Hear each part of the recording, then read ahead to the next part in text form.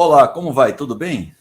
Como você já sabe, estou fazendo um documentário a respeito do movimento da manutenção do Brasil, convidando protagonistas, pessoas que fizeram parte desse movimento e ainda vários deles fazem parte desse movimento. E hoje estou aqui recebendo na minha sala virtual o Dário Casas. Bom dia, Dário. Como vai? Tudo bem? Tudo bem, Haroldo? Como vai você?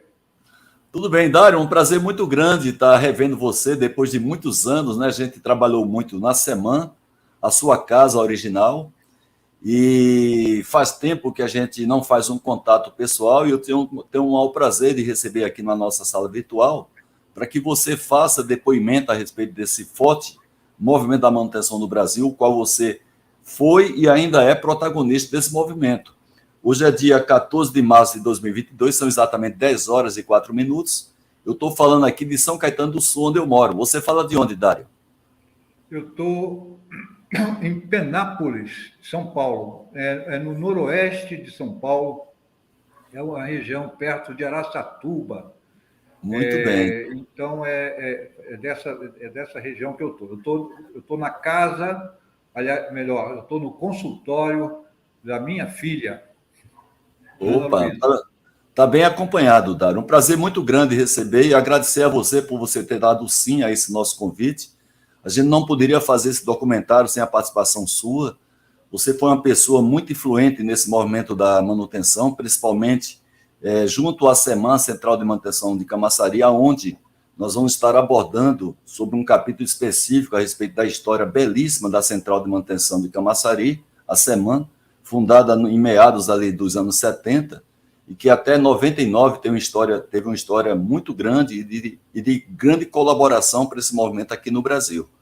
Dário, eu queria já começar então pedindo para que você falasse a respeito da sua entrada no movimento da manutenção, desde a sua formação acadêmica até a sua própria entrada na SEMAN. Por favor, Dário.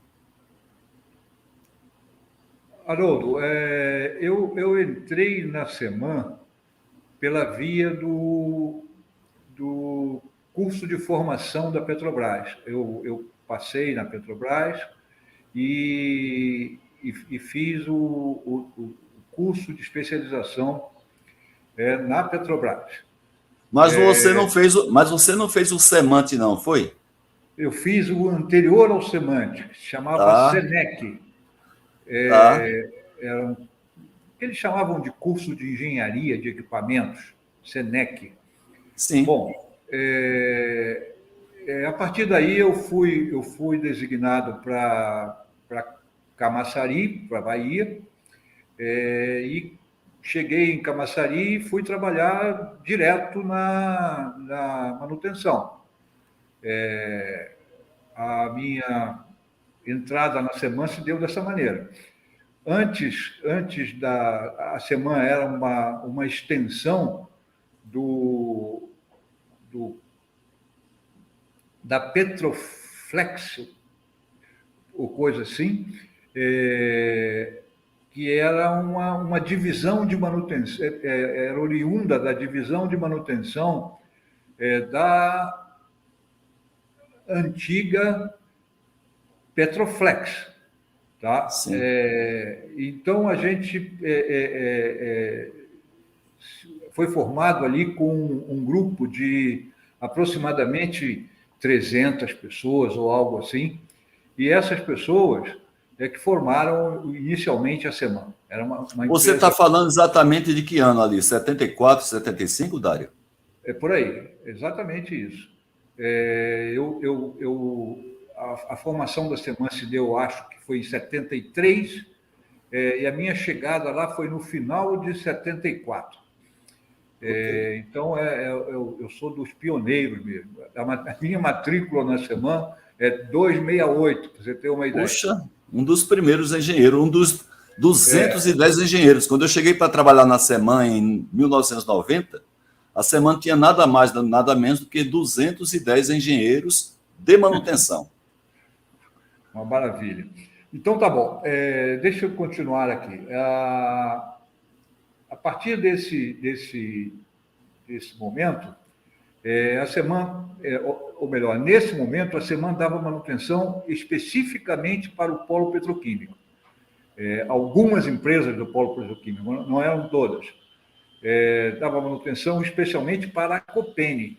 Então, Sim. a Seman era a empresa que seria a mantenedora da Copene, que Sim. é a atual Braskem.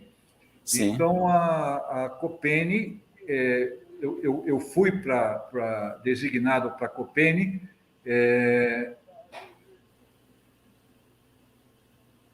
deixa eu ver, em 76, alguma coisa assim, e a Copene foi inaugurada nessa época, 76, 77. Então, eu fui, nesse momento, eu era o responsável pela caldeiraria de Cor-C, de Cor-D, desculpa. E, e, o, e a partir daí eu comecei uma carreira profissional ligada à manutenção. Ô, Dari, você lembra quem era o número 1 da semana nessa época, quando você entrou em 73, 74, 75? Eu lembro, sim, era um senhor chamado Luiz Clóvis. Luiz Clóvis. Luiz Clóvis, Vilas Boas, se não me engano. Sim. Que devia pertencer ao grupo Copene, né? Seguramente. Não, ele era Petrobras. Petrobras, opa. A turma toda da manutenção, que formou a Seman, era Petrobras. Ah, que Era bacana. ex-Petrobras. Todo Sim. mundo Petrobras. E o responsável pelas operações era o Jurandir Ferreira Alves. Opa, Jurandir, certo. Eu estava lembrado do Jurandir, não estava lembrado do Vilas Boas. O number one era o Vilas Boas, mas o responsável pelas operações era o Jurandir. Jurandir Ferreira Alves, que já é falecido. Sim. Ok, Dário. Aí, quer dizer, você terminou se especializando em equipamentos estáticos, caldeiraria, não é? Foi a grande especialização sua. Eu acho que antes de você virar diretor da empresa, você sempre trabalhou na área de equipamentos estáticos, caldeiraria, ou não? Ou você chegou a trabalhar em atividades de equipamentos dinâmicos também? Não, a minha pequena especialização, eu não me considero um especialista em absolutamente nada, mas a minha pequena especialização foi em caldeiraria mesmo. Eu tinha algum Sim. conhecimento de caldeiraria, tentei me interessar por esse assunto, e foi a partir daí que a gente começou o trabalho na manutenção. Certo. Agora, Dário, vamos falar um pouco sobre a sua evolução profissional na semana, né? Você chegou a ser diretor da empresa. Quando eu entrei, em 1990, você junto com o Murilo Sampaio, eram os dois diretores de operação e o Paulo Faria era o diretor superintendente.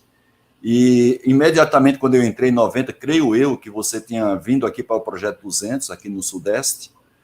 Então eu queria que você falasse um pouco essa evolução profissional sua dentro da semana. Por favor, Dário. Olha,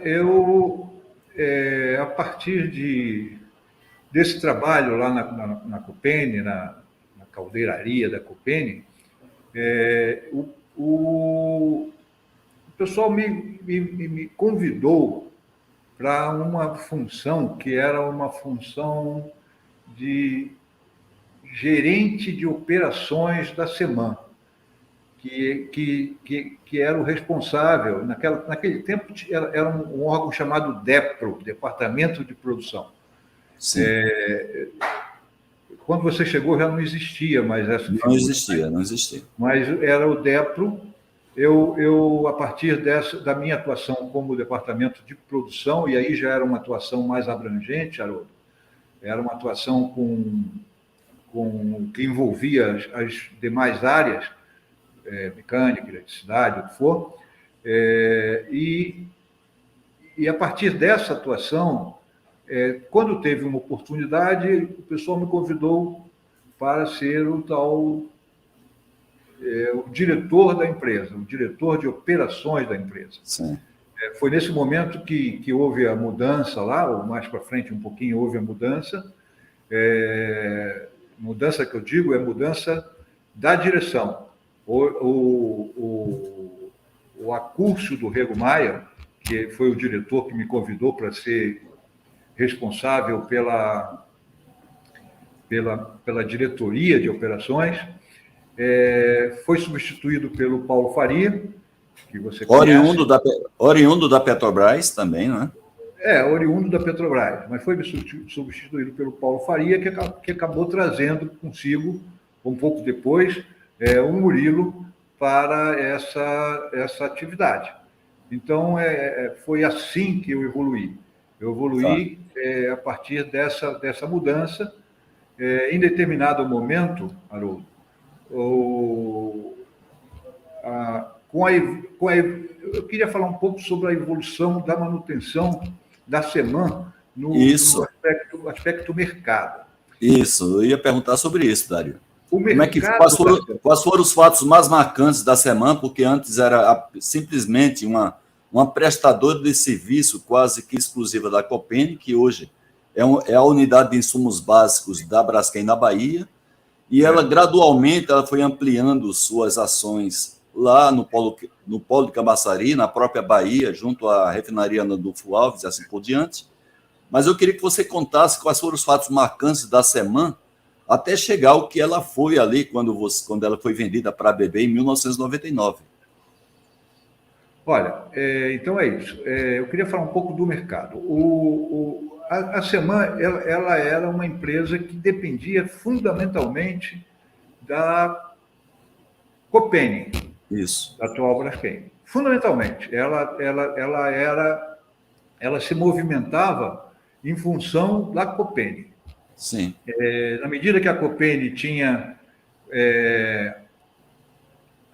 olhos mais generosos com a Seman, tá? A Seman tinha uma atuação melhor, mais abrangente. Sim. Na medida que ela tinha olhos mais restritivos, a Seman acabava tendo uma atuação mais restrita. Tá? Sim. Essa evolução se deu com a chegada do Murilo e do Paulo. Com essa abrangência, essa busca por uma atuação mais abrangente, mais voltada para o mercado como um todo, especialmente o mercado da Petrobras, ou da área de petróleos e derivados, nós começamos a atuar fora do eixo de Camaçari. Sim. Tá? Sim. E passamos a buscar uma atuação no eixo Rio-São Paulo, com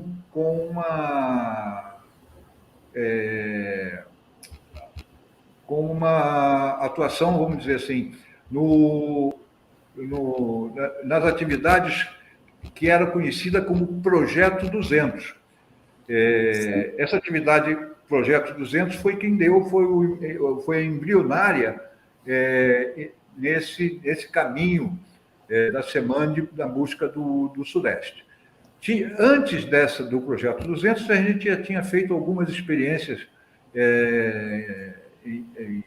nesse eixo Rio-São Paulo, mas eram experiências especialmente em paradas de manutenção, mas o que deu o impulso efetivamente para a companhia foi esse Projeto 200. Mas Dário, o Projeto 200 inicialmente não consistia de prestar serviços para as refinarias Petrobras, principalmente referente a paradas, ou ela tinha uma amplitude maior do que esta? Não, era exatamente isso que você falou. A atuação era no planejamento, atuação e relatórios de parada. Então, esse conjunto de coisas era o que determinava uma atuação. Ou seja, quando você entrava numa refinaria, entrava na fase de planejamento da manutenção, Sim. entrava e tinha uma equipe de planejamento na Seman, Sim. entrava na execução e depois no relatório final, que era quando se concluía o processo. Isso não é novidade para ninguém, mas era assim que se dava. Tá. A partir dessa atuação na refinaria, é que a Seman começou a ser vista pelo mercado. Sim. Outras empresas passaram a se interessar não só por paradas, mas também por serviços. Tá? Tanto que quando a Seman foi vendida em 99 para a BB, a gente tinha uma quantidade de contratos de manutenção maior no Sudeste, como era natural, porque o mercado era maior, do que no Nordeste. Tá? Então, a gente tinha uma atuação muito mais ampla no Sudeste do que no Nordeste. Mas essa foi um pouco a história aí do que aconteceu. Certo. Ô, Dário, agora, ainda explorando um pouco a sua participação, não é? Você veio aqui para o Sudeste e conseguiu ampliar inicialmente esse mercado do Projeto 200, que se resumia a paradas para refinarias Petrobras, e a gente passou a ter esse volume de contratos, o que gerou uma receita no final muito maior do que tínhamos no polo de Camaçari, que até então era um paradigma da Seman, em função até da estrutura que ela tinha já, da central de manutenção, toda a parte de engenharia lá em Camaçari. E como é que foi essa amplitude de não se limitar ao projeto 200 aqui no Sudeste? Olha, eu acho que foi uma coisa natural. Na medida que você... foi natural mesmo. Na medida que você passou a ser conhecido e teve sucesso nas paradas especialmente, exatamente nas paradas da Petrobras, outras empresas começaram a ver aquela atuação. E, além disso, nós tínhamos um grupo de venda, de exploração, de prospecção de mercado muito eficaz. Tá? Esse grupo também teve uma atuação muito importante nesse crescimento da Seman para fora do mercado. Tá? Então, fora do mercado Petrobras. Então, a Seman passou a ser passou a conquistar aos poucos esses contratos, e na medida de que os contratos foram surgindo, a gente foi se desenvolvendo. Tanto que em algum momento da história, e eu não sei quando, a gente passou a ter um contingente maior aqui do que lá no Nordeste. Bom, resumidamente é isso que aconteceu para a conquista desse mercado aí. Um outro fator importante que eu gostaria de ressaltar, registrar, é a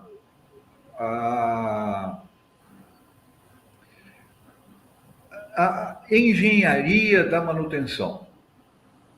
A Seman tinha uma engenharia de manutenção muito forte, Haroldo. Sim, vivenciei de perto isso aí, Dário.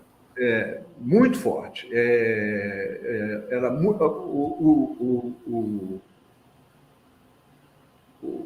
A estrutura de engenharia era forte, as pessoas que compunham essa estrutura eram pessoas extremamente competentes. Tá? Exatamente. E esse grupo, para mim, foi o divisor de águas da Seman. Concordo plenamente, Dário. É o que diferenciava a Seman de outras empresas de manutenção, sem desmerecer as outras empresas. Eram duas coisas, Dário, na minha opinião, que era a estrutura de engenharia e a própria central de manutenção, que isso aí dava para a gente um diferencial, dava um certo conforto aos nossos clientes, mas aqui no Sudeste a gente provou que mesmo sem uma central de manutenção como nós tínhamos lá em Camaçari, em função de nós termos uma engenharia forte, a gente conseguiu então ampliar o nosso mercado aqui no Sudeste, que a gente não tinha essa mesma estrutura da central de manutenção. Exatamente. Eu acho que esse foi o ponto de diferença, de diferenciação da Seman para a busca desse mercado.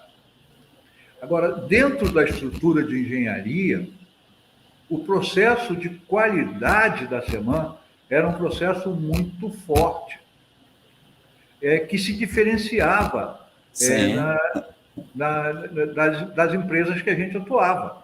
Sim. Então, quando você vinha com todo aquele contingente de engenharia e de qualidade para cima de uma empresa que ouvia falar pouco ou tinha pouco conhecimento dessas estruturas, isso fazia uma diferenciação muito forte. E a gente acabou, com essa ajuda, conquistando esse mercado. Foi uma coisa mais ou menos natural. Eu não quero deixar de fora todo o esforço feito pela equipe capitaneada aí pelo Jocelino, pelo pessoal de vendas, mas foi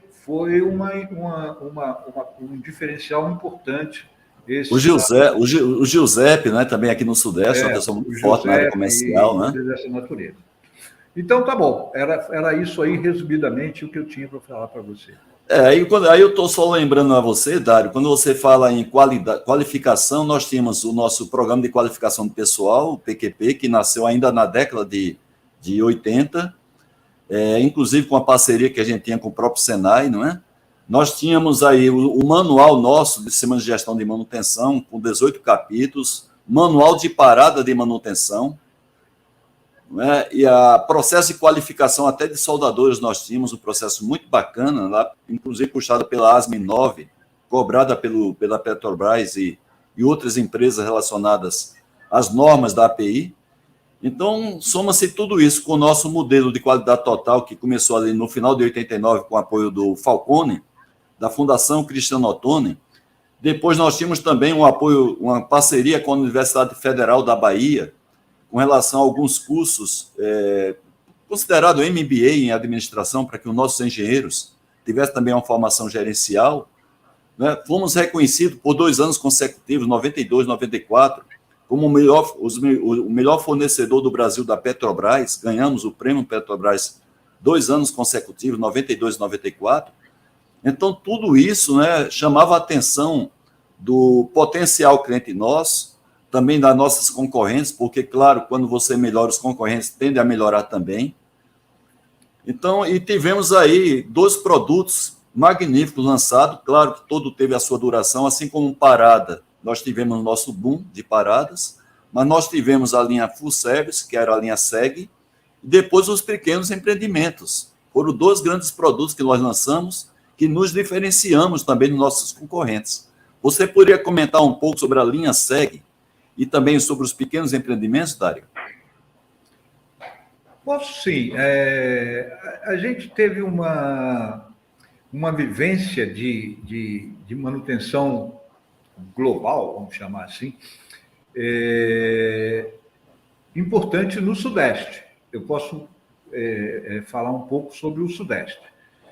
E teve uma participação muito pequena dos pequenos empreendedores no Sudeste. Verdade. Mas o principal produto era a manutenção global, a manutenção em que você assumia toda a responsabilidade pela manutenção do cliente. Isso foi também foi um diferencial, porque a gente teve uma... Não estou entendendo. Desculpa. Sem problema, Dário. O celular deu um... O Google respondeu o celular aí. Voltando. Então, a questão do gerenciamento global foi o que puxou, logo depois das paradas, a manutenção no Sudeste. Sim. Praticamente, a gente tinha os contratos como gerenciamento global, com gestão da empresa. E isso aí, nesse momento, a gente já estava atuando no Brasil inteiro. Não era mais o eixo Rio-São Paulo, como eu me referi anteriormente. A gente tinha trabalhos de manutenção no Rio Grande do Sul até no Pará, até no Jari.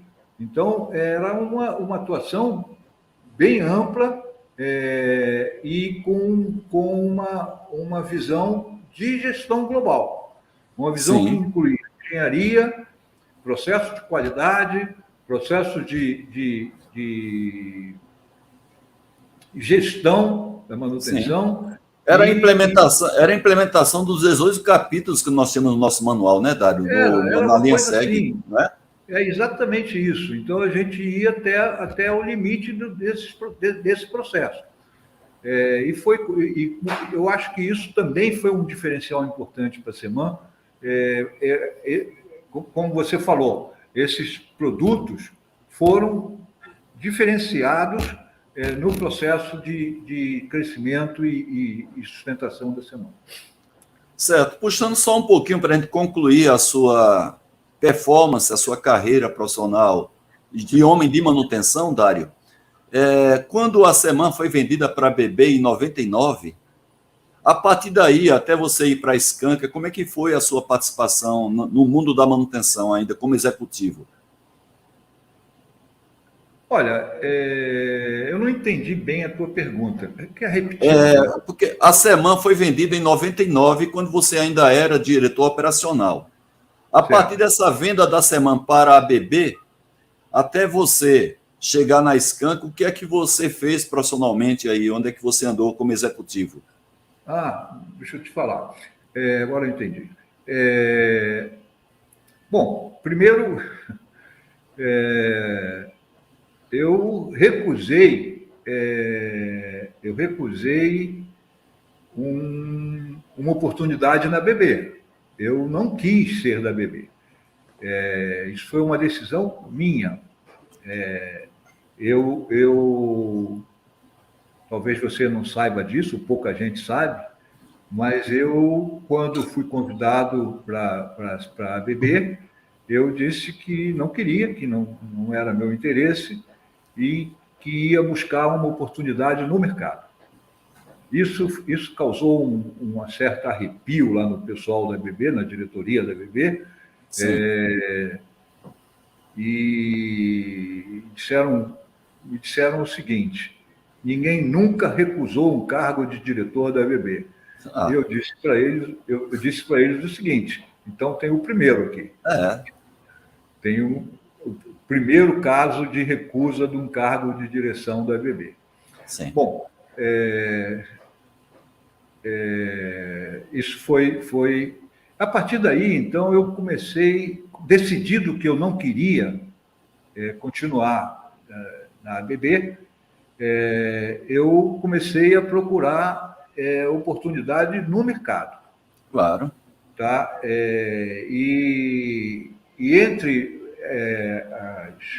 as oportunidades que estavam, me surgiu a chance de ser diretor de manutenção, numa divisão de manutenção da antiga Jacopoire. Sim. De projetos, né? Fazia projetos. Era uma empresa de projeto. Muito ligado, inclusive, à fabricação de celulose e papel, não é? Exatamente.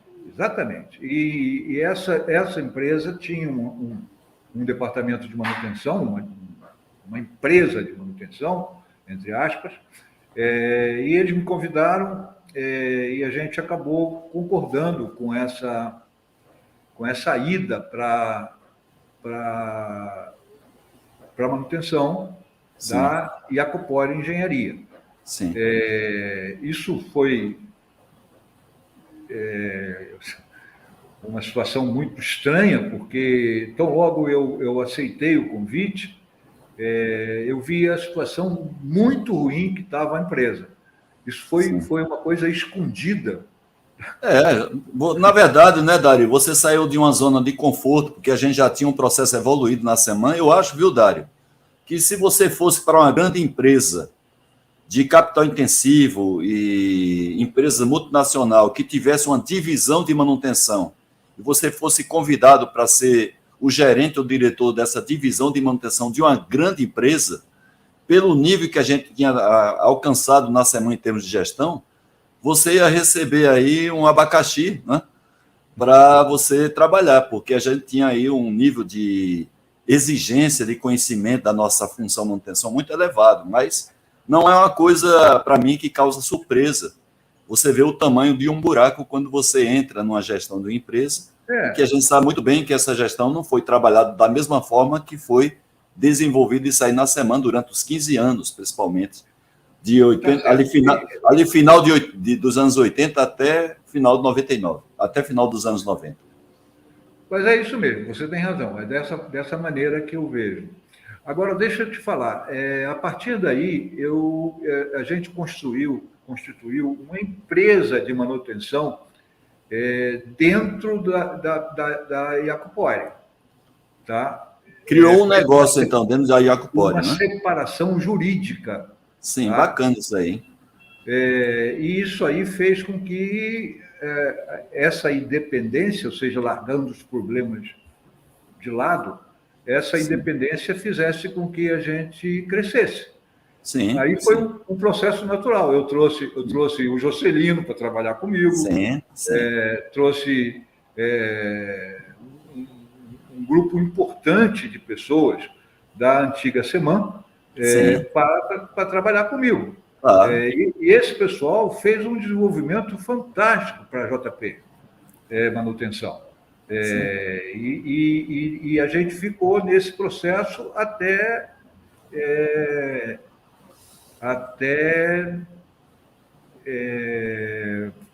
98.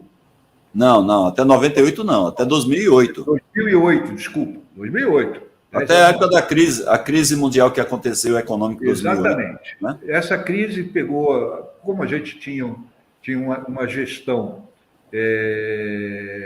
financeira muito dependente de mercado, de empréstimos, o que for, a gente pegou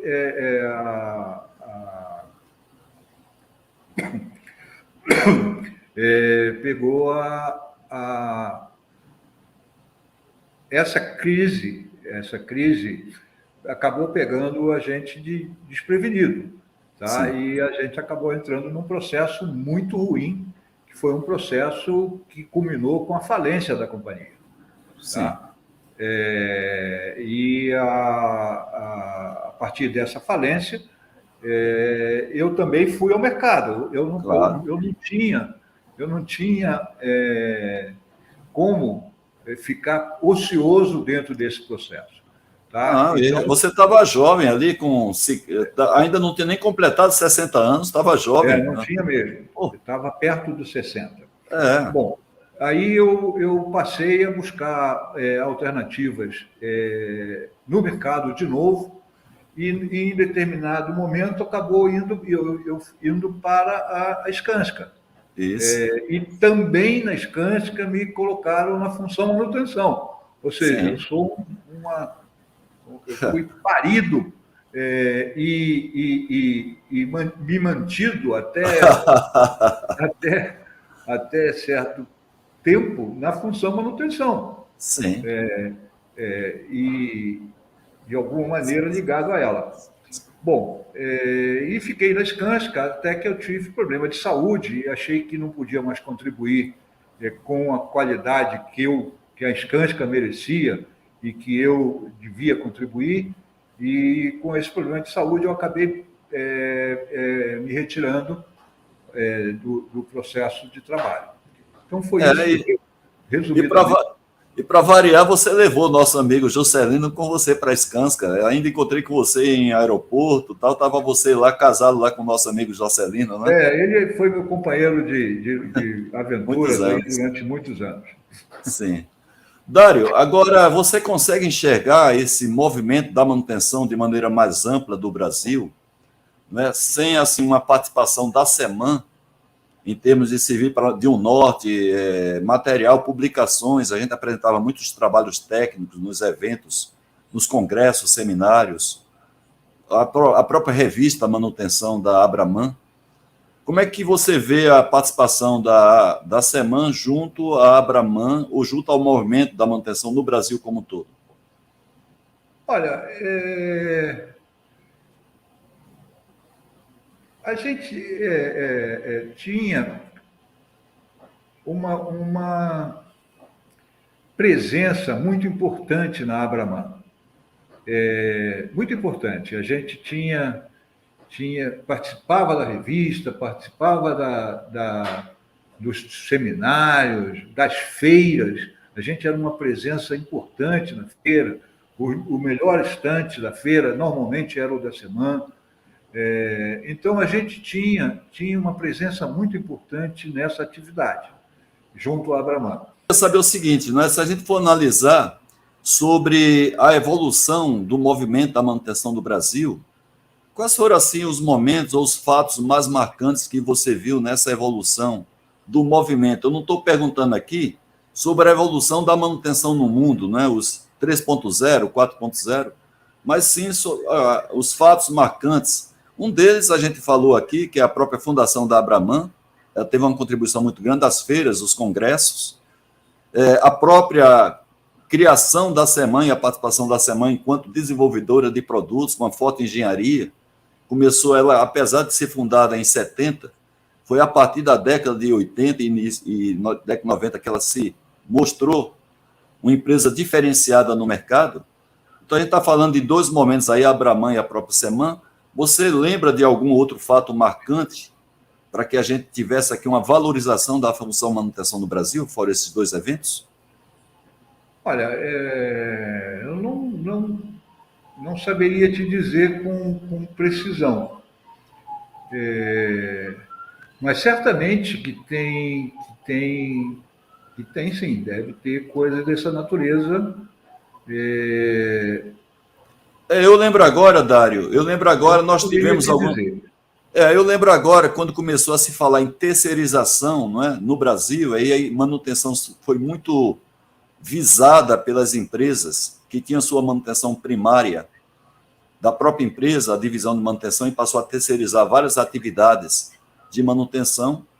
Então, eu acho que essa visão de terceirização da manutenção teve seus efeitos positivos e negativos. O positivo, a gente acabou de falar sobre uma delas, que é a SEMAN, cresceu junto desse processo de terceirização, vendendo serviços com toda essa parte de engenharia no fundo, né? E nem todas as empresas tiveram essa competência para vender serviços associados com engenharia. Então, acho que a terceirização, também eu me lembro que a Petrobras criou aquele programa de qualificação e certificação de profissionais. Eu acho que aqui dali, junto com o Senai, também deu um pouco aí de valorização para os profissionais de manutenção.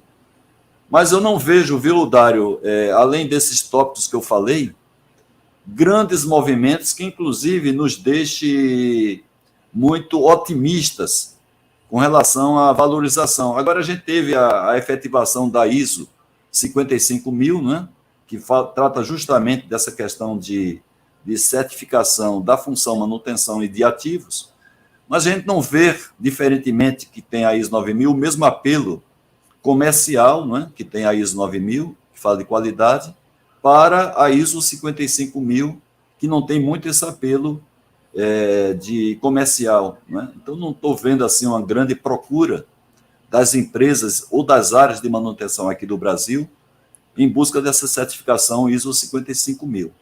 É a minha percepção. Tá certo. Eu queria só dar um depoimento também, que a partir de um determinado momento, as grandes empresas que tinham departamentos de manutenção estruturados deixaram de ter. Grandes empresas de serviço, eu estou falando. Então, você tinha departamento de manutenção em praticamente todas as grandes empresas de serviço do Brasil. E esses departamentos foram se esvaziando e perderam significado a partir de um determinado momento, que eu não sei precisar quando foi. Mas, em determinado momento, essas empresas deixaram de ter esses departamentos. A manutenção caiu num certo um confronto com as atividades próprias de manutenção. E esse confronto levou a um esvaziamento completo da atividade de manutenção chamada terceirizada. Sim. Certo? Sim. Então, se você avaliar os últimos 10 anos que eu estou fora do mercado, mas mais uns 5 para lá, uns 15 anos, as empresas foram perdendo o interesse, as grandes empresas, eu estou falando, foram perdendo o interesse por essa área de manutenção. Isso Sim. também contribuiu para que a manutenção terceirizada passasse a perder significado, perder importância dentro das estruturas de manutenção. O que eu estava refletindo um pouco era sobre o futuro da manutenção, que eu queria falar um pouquinho com você. Eu acho que manutenção ela vai sempre existir, não tem como não existir a função manutenção, porque a função manutenção vai sempre existir. O que a gente vai ter que fazer daqui para frente é uma adequação tecnológica. A gente vai ter que ter uma preocupação de estar atualizado com a tecnologia que se apresenta hoje, porque é muito diferente a tecnologia de hoje do que foi há 15, Sim. 20 anos atrás. Sim. A gente vai estar na era Desculpa. A gente vai estar na era de buscar energia limpa. Sim, muito bem lembrado, Dário. Buscar atuar com energia limpa, atuar de uma forma menos comprometedora com o meio ambiente. Isso tudo vai fazer com que as empresas busquem atividade de manutenção associada a isso. Ou seja ela própria ou seja de terceiros, não importa. Quem descobrir, quem se envolver nesse segmento, eu acho que vai ter o seu sucesso garantido para o futuro. Eu acho que esse o caminho muito bom, do futuro, tanto dos profissionais de manutenção, que sejam se envolverem nesse processo, como as empresas de manutenção. Quem buscar estar atuando, quem quiser ser só locadora de mão de obra, como se dizia antigamente, não vai resistir, não vai subsistir. Porque o que tem que fazer é ter um conhecimento tecnológico adequado. Tá? E isso é fundamental para a sustentação da função manutenção. Porque a manutenção vai sempre ser uma função importante para a preservação dos ativos no Brasil e no mundo. Muito bem, Dário. Pegando carona nessa sua posição, você foi muito feliz nessa colocação. A sugestão que eu dou aí, pegando carona nessa sua palavra, é que o homem de manutenção, ele hoje, sendo atuante dentro de uma empresa e podendo influenciar a empresa, inclusive na sua decisão durante a elaboração de projetos, compra, substituição de novos equipamentos. Nós temos um parque industrial aqui no Brasil com a idade média de no mínimo 20 anos, é a idade média do parque industrial brasileiro. Então, chega um momento de renovação, não somente pela questão da vida útil do equipamento, mas também pela própria tecnologia do equipamento. E aí você acabou de falar um fator importante, o equipamento que foi projetado sem pensar em sustentabilidade.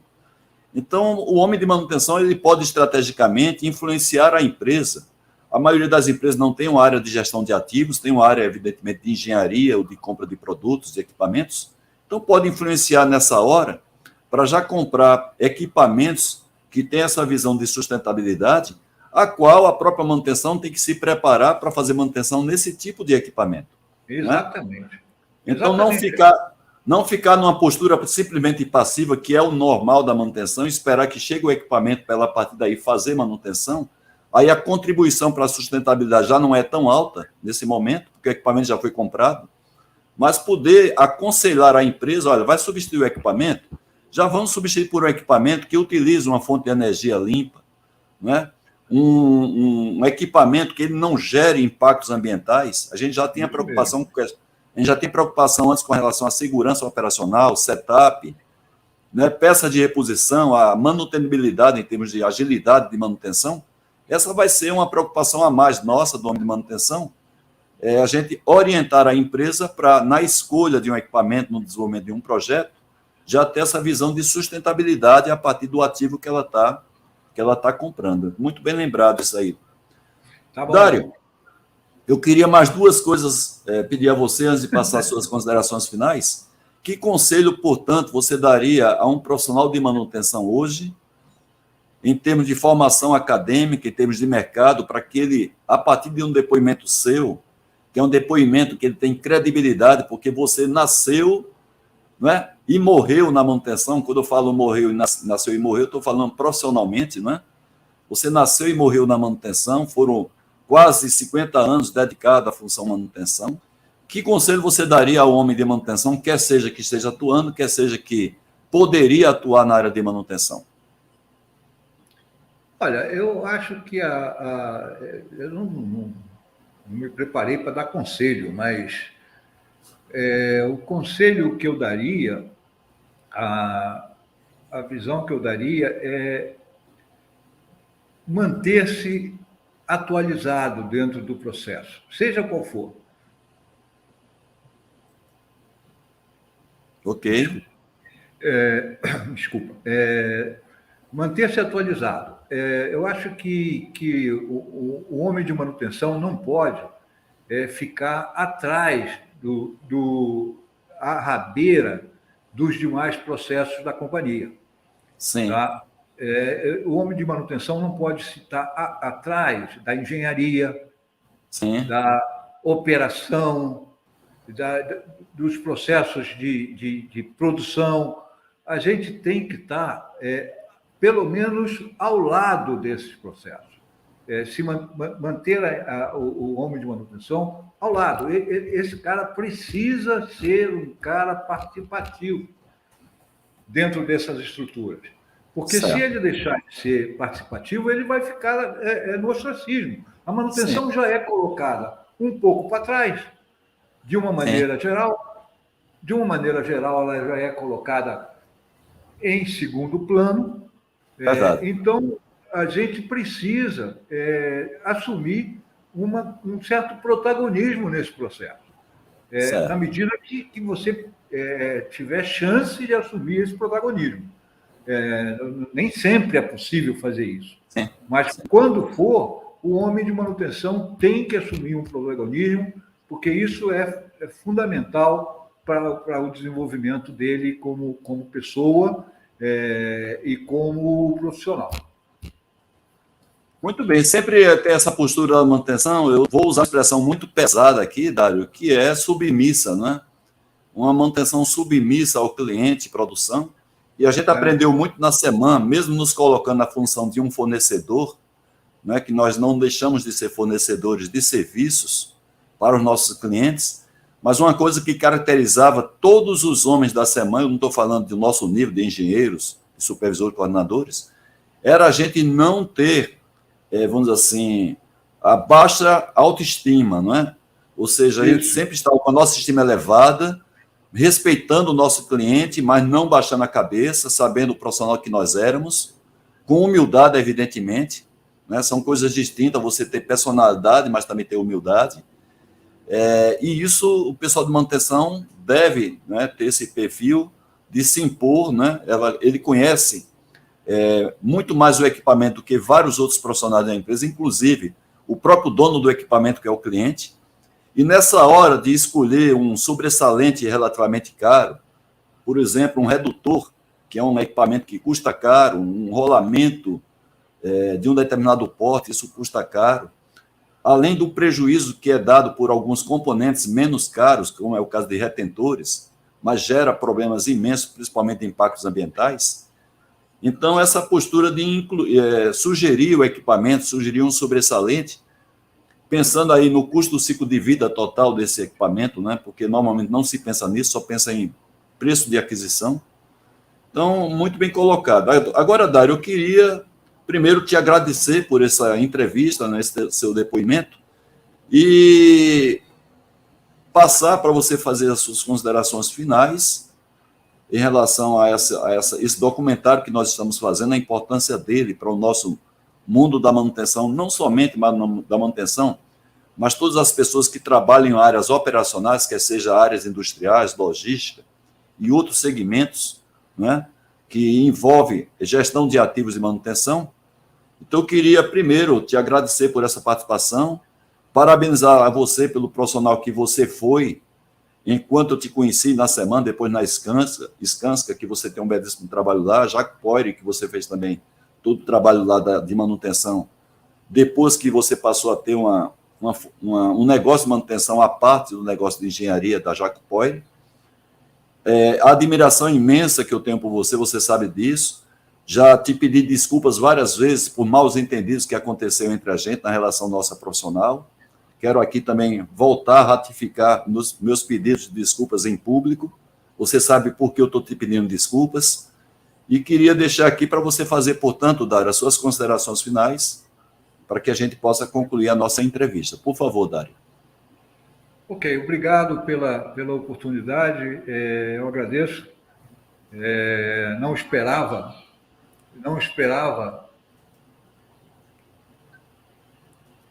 Desculpa. Não esperava que 10 anos depois de eu ter saído do mercado, fosse convidado para essa conversa aqui. Estou muito feliz de estar participando aqui com você. E fico à disposição, se quiser conversar mais uma vez ou de alguma outra oportunidade, estou sempre à disposição. Durante toda a sua vida, eu conheço o seu perfil profissional, pessoal. Durante toda a sua vida, a gente fala, a gente tem uma linguagem muito grande na nossa área, que é dar o sangue, não é? Você sempre foi uma pessoa muito dedicada, que não mediu esforços junto ao trabalho que você faz, desde a SEMAN, e não pode ser diferente assim, principalmente quem habita, quem milita na área de manutenção. Então, seguramente, sua esposa, sua filha, que eu tive o prazer de conhecê-la ainda há pouco, deve ter compreendido, evidentemente, depois de adulta, não é a sua luta, a sua batalha, mas seguramente, como as minhas filhas, devem ter sofrido um pouco na ausência do pai, principalmente finais de semana, feriados, de saber que a gente está de cabelos brancos, mas a gente continua assim, ativo, querendo trabalhar de qualquer jeito, mesmo em casa, fazendo as coisas. Essa é uma coisa que faz parte do nosso DNA, mas chega um momento que você, às vezes, tende a mudar totalmente a sua linha de ação, é isso que você está fazendo agora, que é salutar, não é? Muito bacana. Tá bom, obrigado. Dário, 11 horas e 3 minutos, exatamente 1 hora de duração da nossa entrevista. Queria mais uma vez agradecer por isso. Tenho certeza que o pessoal aqui está assistindo a nossa gravação em qualquer momento da vida, não é? A gente está aqui fazendo uma gravação dia 14 de março de 2022, mas é um documentário que fica para o resto da vida e a gente saber a grande participação que teve você, Dário Casas, no movimento da manutenção no Brasil, principalmente a partir da empresa que foi a maior empresa de manutenção industrial da América Latina, de todos os tempos, contendo a área de engenharia, não é? Porque, claro, você pode ter empresas de manutenção que tem um volume de gente muito grande, mas são trabalhos, muitas vezes, de venda de HH, que não tem esse mesmo escopo, essa mesma riqueza que teve a SEMAN vendendo serviços, vendendo engenharia de manutenção. Então, eu queria, mais uma vez, agradecer a você por isso e te parabenizar mais uma vez. Um abraço, Dário. Fica com Deus. Valeu.